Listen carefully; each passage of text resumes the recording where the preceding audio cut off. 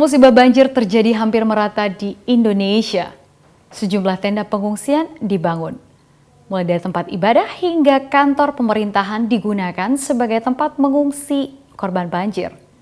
Di Jakarta sendiri, setidaknya 62.000 warga mengungsi dan 12 orang dilaporkan meninggal akibat banjir ini.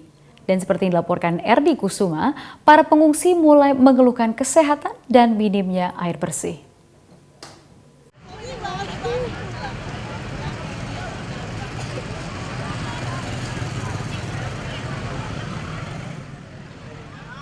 Suasana lingkungan gereja GPIB Koinonia yang berada di kawasan Jakarta Timur ini berbeda dibanding biasanya.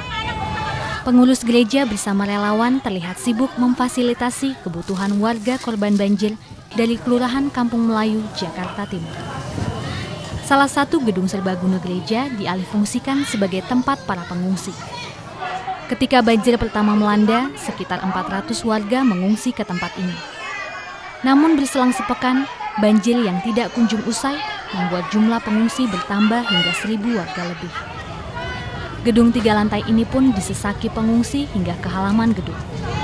Nyari kamar lantai 1 udah penuh, khusus orang hamil. Terus dioper lagi lantai 3 udah penuh. Dioper lagi lantai 2 penuh juga. Terus saya ngomong lagi sama itu, sama yang punya sini itu. Akhirnya dikasih tempat di sini. Tidak hanya pengurus gereja, sejumlah warga Buddhis pun juga mendirikan dapur umum untuk pengungsi di sini. Sedangkan tepat di sebelah gereja terdapat lokasi lain pengungsian. Gedung yang biasanya menjadi tempat beraktivitasnya pegawai suku Dinas Kesehatan Jakarta Timur telah menjadi posko tangga banjir. Di sini tertampung kurang lebih 900 warga. Sepekan lebih berada di pengungsian, berbagai keluhan kesehatan mulai bermunculan. Keluhan rata-rata sih penyakit kulit yang paling umum ya, rata-rata penyakit kulit, terus banyak yang buang-buang air, sama infeksi saluran pernafasan atas ya, batuk pilek, demam. Di siang hari, tempat pengungsian kebanyakan ditemui ibu-ibu beserta anak-anak yang belum bisa bersekolah akibat perawatan sekolah yang masih terendam. Banyaknya jumlah pengungsi menyebabkan sejumlah anak lepas dari pengawasan keluarga. Anak ini misalnya harus mendapat perawatan setelah dagunya sobek karena terjatuh saat bermain. Tapi ketika ditanya tentang kondisinya selama berada di pengungsian, siswa kelas 2 SD ini sepertinya belum mengerti tentang bencana yang dihadapinya. Enakan di rumah apa di sini? Kayaknya enakan di sini. Kenapa enakan di sini? Dapat nasi, mamanya dapat makanan, dapat susu. Masih ada yang lain?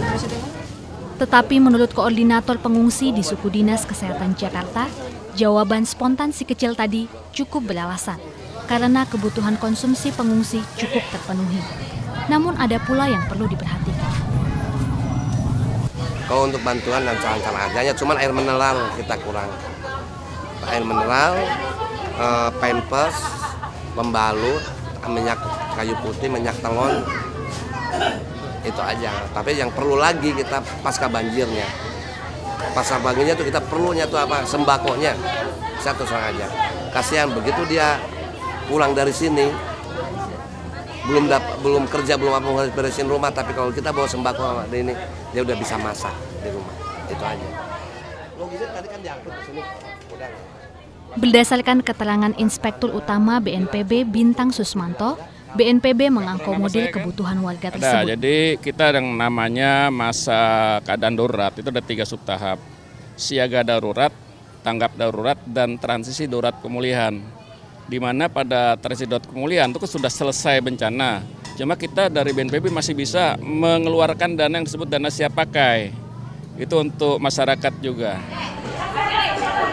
Namun, bagaimanapun bencana telah terjadi, warga pun berusaha menghadapinya dengan lapang dada. Ya kita pasrah aja deh yang Maha Kuasa. Nah, Siap makan di sini? siap. Iya.